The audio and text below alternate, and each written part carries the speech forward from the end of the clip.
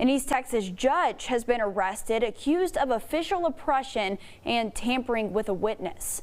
According to arrest documents, Rains County Justice of the Peace Robert Jenkins Franklin was officially charged and booked on Wednesday.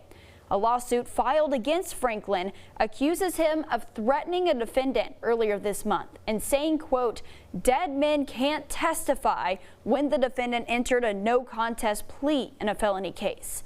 Franklin is currently being held at the Van Zandt County Detention Center.